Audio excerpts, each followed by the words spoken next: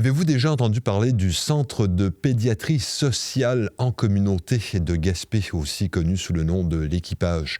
Un centre qui est extrêmement populaire et surtout nécessaire dans notre communauté. Et pour nous en parler aujourd'hui, ainsi que des nombreuses activités qui gravitent autour, mais on est tout content de recevoir Mona Sirois, qui en est la directrice. Bonjour. Fait que bienvenue parmi nous, Mona. Merci, on est content de te merci de recevoir. m'accueillir. Ben, on est content, c'est bon, c'est pas la première fois qu'on se rencontre. Télé-Gaspé et le centre de pédiatrie, on s'aime beaucoup, n'est-ce pas? Parce qu'on sait que vous avez une mission sociale qui est vraiment très particulière et qui s'adresse à qui? En fait, ça s'adresse aux enfants 0-17 ans en situation de vulnérabilité. La vulnérabilité, c'est très large. Donc, on constate beaucoup de besoins. Et c'est l'approche de la pédiatrie sociale qui fait une différence, je pense, là, dans notre communauté. Qu'est-ce qu'on entend exactement par pédiatrie sociale? Il me semble que le concept est un peu vague. En fait, on donne des services médicaux, psychosociaux et juridiques aux enfants. Et on soutient aussi les parents là, dans les différentes difficultés qu'ils peuvent rencontrer. Psychosocial parce que pédiatrie sociale, parce qu'on aide au-delà là, d'un rendez-vous médical ou psychosocial. Mais on continue de supporter la famille tant et aussi longtemps qu'il va avoir des besoins. Et on aide, si ça peut être pour, bien sûr, les services psychosociaux directement avec les intervenantes.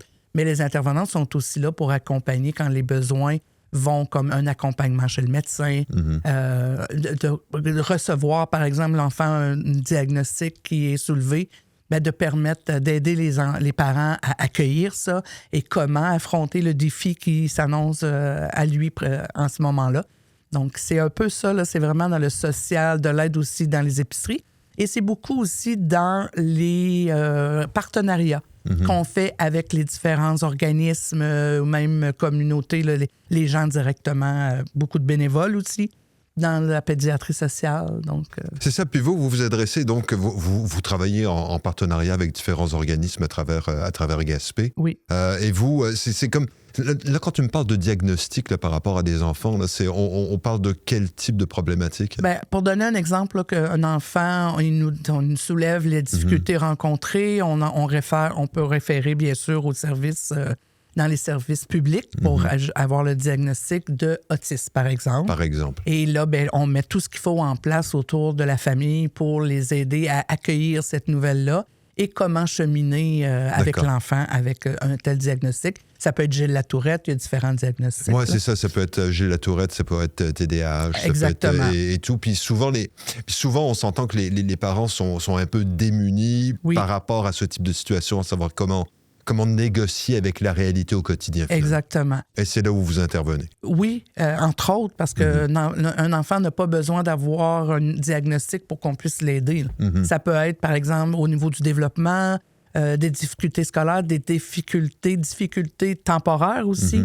Par exemple, une séparation d'un parent, de deux parents, et ça vient toucher l'enfant, c'est notes baisse et tout ça. L'école propose aux parents de venir voir l'équipage et on peut mettre des accompagnements en place à ce moment-là. C'est vraiment, là, ça va de l'anxiété jusqu'à un diagnostic en tant que tel. La vulnérabilité, c'est pour ça, tantôt, c'est très large. Puis ça peut être momentané, ça peut être... il y a des enfants aujourd'hui, ados qu'on avait au tout début de l'équipage, qu'on continue de suivre. Il y en a qu'on voit souvent, ça dépend vraiment du besoin. C'est un peu personnalisé, je dirais. Là, ouais. Puis là, ces enfants-là donc, et ces familles, jusqu'à un certain point, vous sont signalés ou vous sont, comment dirais-je, référés. Ce serait le terme plus précis. Et ça, c'est quoi? C'est autant les profs que les gens dans le domaine de la santé? Oui, ça peut être, effectivement, c'est références, c'est volontaire, les services qu'on offre. Donc, le parent peut être référé par l'école, son médecin de famille, le médecin de famille du parent, ou même de l'enfant s'il y en a un. Ça peut être référé aussi par la DPJ, par exemple, ils ont reçu un signalement. Ils ne seraient pas retenus, mais ils sentent que le besoin d'avoir de l'aide de l'équipage, ils vont nous les référer. On agit beaucoup comme filet de sécurité de l'enfant. Donc, c'est vraiment ce qu'on appelle pédiatrie sociale en communauté. Absolument. De toutes les formes, absolument. Autant les organismes communautaires, le CIS, l'école, c'est vraiment... Puis, comme je disais, beaucoup de bénévoles, Les entreprises aussi qui nous font des dons pour nous soutenir financièrement. Donc, c'est vraiment... on me dit souvent, c'est vrai que ça prend tout un village pour élever un enfant. Bien, la pédiatrie sociale le démontre bien. Et aider la famille, donc. Oui, absolument. Et c'est là, vous avez des installations. Quoi. Vous en avez à Gaspé et ailleurs dans la région? À Rivière-au-Nord, le premier qu'on a eu. Après, on est ouvert ici à Gaspé depuis presque 2 ans maintenant. Et on a toujours la visée d'aller dans l'Estran et à Murdochville. C'est dans les projets de développement. Pour avoir accès à ces services, est-ce que les parents doivent payer? Comment ça fonctionne? Tout est gratuit. Tout est gratuit? Tout est gratuit. Les services sont gratuits et même qu'on les aide financièrement des fois au niveau des épiceries, des déplacements. Si l'enfant doit avoir un rendez-vous à l'extérieur de Gaspé pour un rendez-vous plus spécialisé, puis que c'est un enjeu, le déplacement, on va les aider. On analyse toujours selon ce que l'équipe clinique va me dire, le besoin de l'enfant, la nécessité d'avoir de l'aide au niveau financement. On va aider. On a aussi beaucoup d'aide. Par exemple, si je donne l'exemple de la rentrée scolaire. Là, on arrive à la fin de l'année scolaire, mais on pense déjà à la rentrée scolaire. On organise toujours une journée, un samedi, où soit qu'on achète et on reçoit beaucoup, beaucoup de dons d'effets scolaires. On offre ça aux parents. On s'installe. L'année passée, c'était à Gaspé. Cette année, on va le faire à Rivière-au-Nord. Que les parents soient de Rivière-au-Nord ou de Gaspé, ils sont les bienvenus. Et ils viennent choisir des effets scolaires pour leur enfant. On a une entreprise qui nous aide pour les sacs à dos. Il y a beaucoup, beaucoup d'entraide au niveau de la pédiatrie sociale.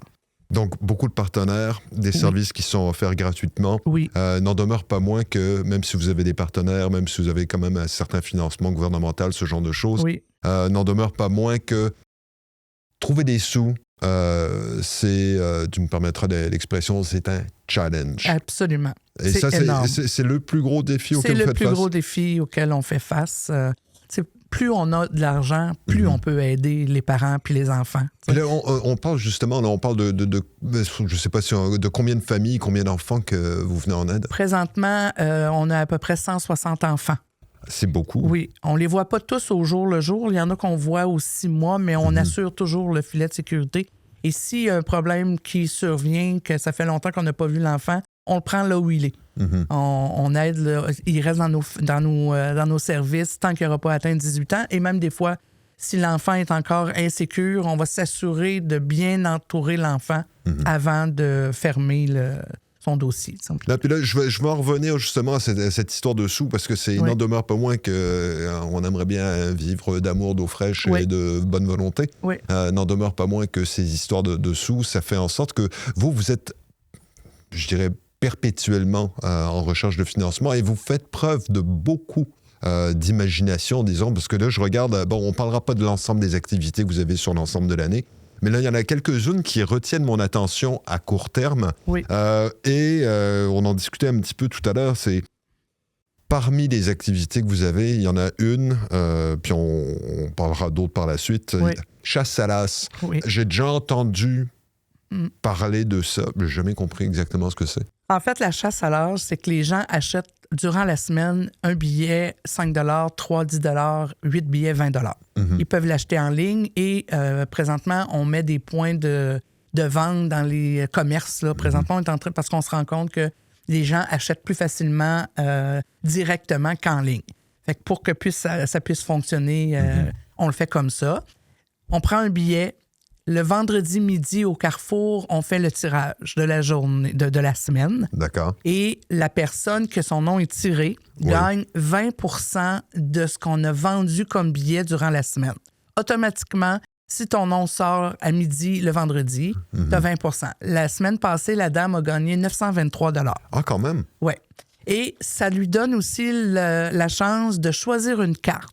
On avait 52 cartes parce que c'est un concours qui reste sur 52 semaines. Donc là, on est rendu cette semaine à 45 cartes, si je ne me trompe pas, ou sinon 46. Et la personne peut choisir une carte. Si elle tire l'as de cœur, on lui ajoute le 30% cumulé depuis le début Cette semaine, on était rendu à 5 500. Ah, quand même. Donc, on s'attend, vendredi qui s'en vient, oui. Mais attends, là, ça veut dire qu'il y a 46 cartes qui ont été pigées à ce jour? Non, c'est le contraire. Okay, il reste parce qu'on a commencé fin mars. D'accord. Fait que plus le temps avance et que l'as de cœur n'est pas choisi, plus le gros lot monte et moins il y a de cartes à choisir. Fait qu'à la fin, si mettons que l'as de cœur, il reste 10 cartes, ben là, on s'attend à ce que le gros lot soit assez augmenté et qu'il y a beaucoup de chances de gagner parce qu'il y en aura juste 10 cartes. OK. Ça fait que ça, c'est entre le moitié-moitié et le... en tout cas, c'est un mélange de plus, mais le concept est qu'il y a une accumulation qui se fait sur l'as de cœur. Exactement. Si la personne, automatiquement, si elle tire l'as de cœur, elle se trouve à gagner 50 % sur le champ. D'accord. L'autre 50 % est remis à l'équipage. D'accord. Et on a choisi par intérêt, je dirais, de le partager avec les bénévoles du spectacle F, parce qu'on se souvient que le spectacle F existe pour dénoncer la violence faite aux femmes.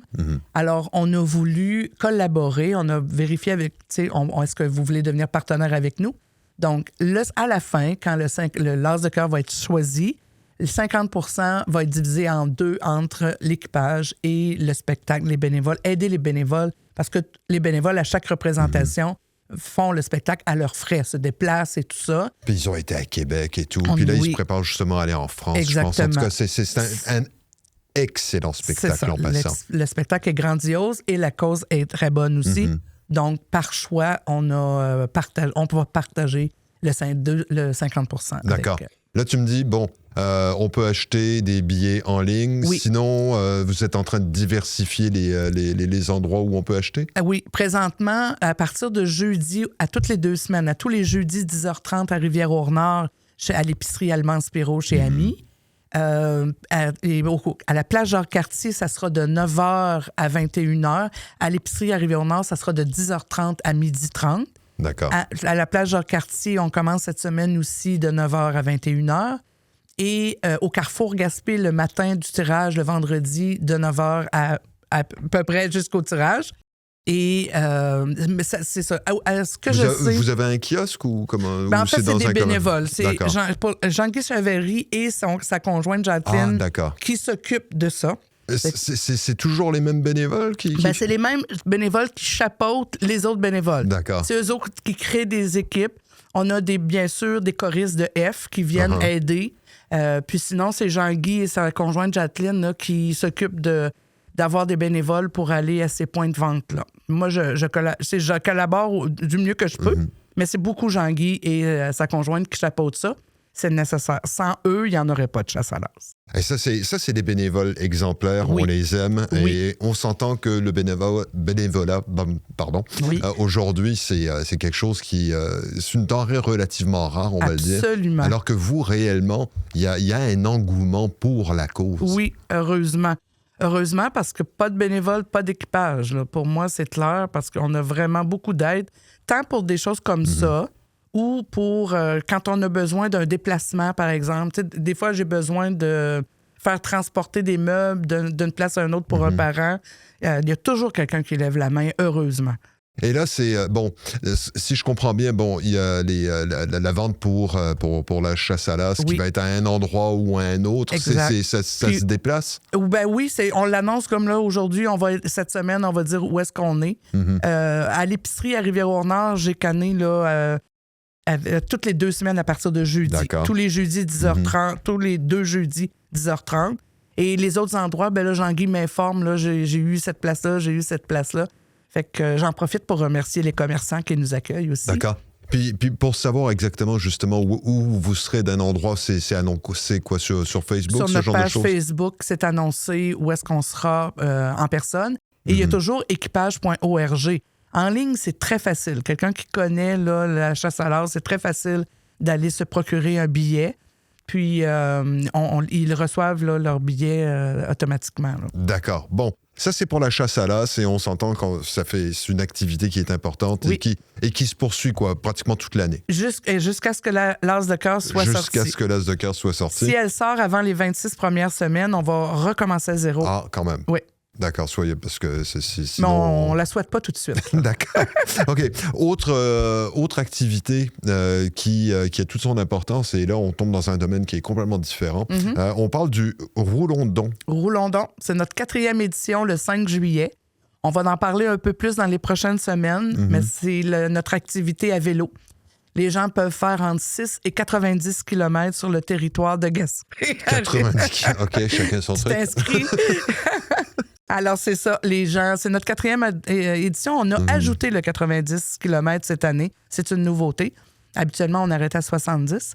Donc, et où est-ce que ça se passe au juste, ça? Ben, on part de le Saint-Majoric. On s'en vient vers Rivière-au-Nord. Ceux qui font le 70 km, on s'en vient vers Rivière-au-Nord où nous attendent les 50 km. Et on revient à Gaspé.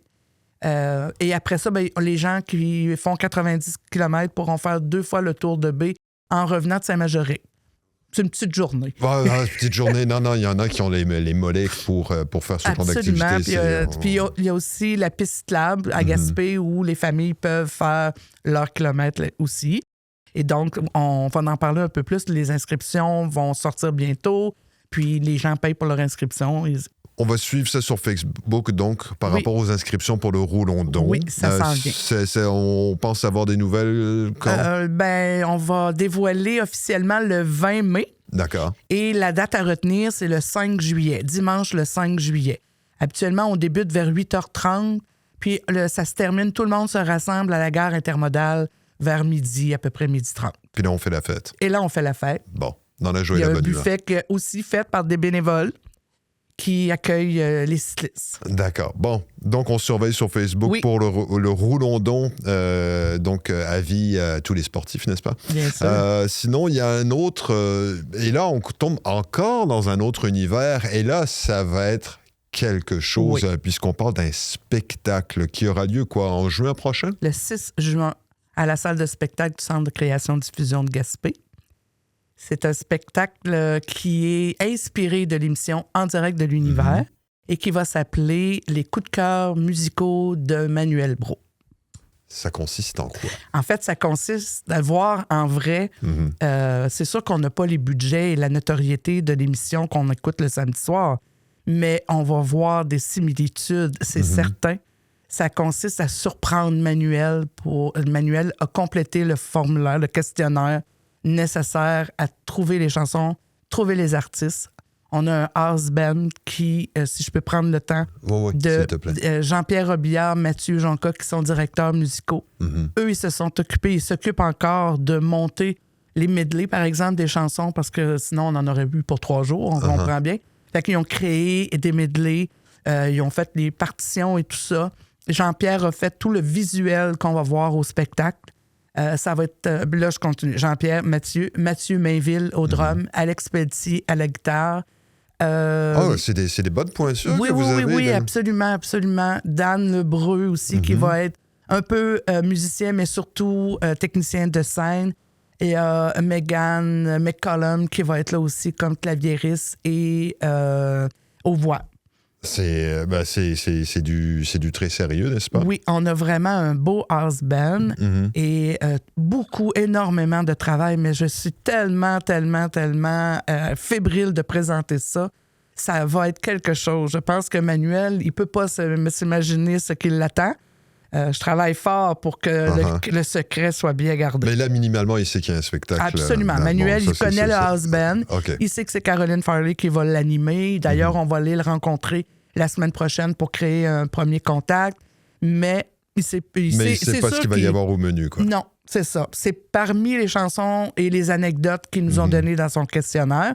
On ne pouvait pas toutes les prendre non plus. Donc, il ne sait pas lesquelles on a choisi. Il ne sait pas qui va les chanter. Et il ne sait pas non plus comment on va imbriquer tout ça. D'accord. Donc, on s'entend, ça va être une surprise pour Manuel Brault, une surprise pour le public en général également. Là, on ne sait pas quels sont les artistes qui sont invités ou qui vont venir faire un tour. Le 6 juin, donc, au Centre de création-diffusion de Gaspé. Oui. Les billets sont déjà en vente, j'imagine? Ils sont déjà en vente, puis je dirais, on a commencé la promotion, là, puis je vous dirais qu'on le voit que ça se vend de plus en plus vite. Donc, si vous voulez avoir une belle place et surtout ne pas manquer ça, C'est facile pour la personne qui le prépare de dire « Vous voulez pas manquer ça, mais je vous promets que vous ne voulez pas manquer ça. » Je disais « Ne soyez pas la personne le 7 juin à me dire « Est-ce que vous allez le refaire? » C'est sûr qu'on le refera pas. C'est un one-shot? C'est un one-shot. C'est vraiment, vraiment, vraiment. Donc, on y met le paquet. C'est beau. Donc, c'est le centre de création qui vend les billets. On fait partie de la programmation régulière du centre de création. Donc, pour se procurer un billet, Absolument. c'est spécifiquement sur le site du Centre de création et diffusion de Gaspé. Exactement. D'accord. Il n'y a pas de billets qui se vendent ailleurs, parce que là, il y a eu une histoire de vendeurs itinérants. Ah non, là, c'est clair. Centre de création et diffusion de Gaspé, facile à trouver, c'est sur le web. Exactement. Les billets sont au coût de 30 $. Je vous avoue que c'est pas cher pour ce que vous allez avoir comme spectacle. D'accord. Donc, ça, c'est pour le 6 juin. Là, on sait que tu es hyper occupé. On va te donner une chance parce que là, t'as des bénévoles à gérer, t'as un spectacle à monter, il faut que tu t'entraînes à faire du vélo d'ailleurs. Mona, on va te souhaiter un très, très bel été. On sait à quel point tu travailles fort, à quel point les bénévoles travaillent fort, on sait à quel point la communauté travaille fort pour le centre de pédiatrie sociale. Fait que merci beaucoup. Merci. Puis on va essayer de te donner un coup de main du mieux qu'on peut. Ben merci, c'est vraiment très gentil et je veux aussi souligner mon équipe de feu qui travaille très, très fort avec moi. On le souligne. Merci. Merci à toi. Mona Sirois, donc directrice du Centre de pédiatrie sociale en communauté, bien connu sous le nom de l'Équipage. Vous voyez à quel point le centre de pédiatrie est absolument nécessaire dans notre communauté et à quel point on travaille fort justement pour essayer de trouver des activités qui sont susceptibles de vous intéresser. Ça fait que, avis à ceux qui sont un peu joueurs avec la chasse à l'as, ceux qui sont un peu plus sportifs, avec le rouleau-don et pour ceux et celles qui aiment la culture et toutes sortes de surprises. Donc, on vous suggère le spectacle qui a lieu le 6 juin prochain, qui est en direct de l'univers pour Manuel Brault. On se voit là-bas.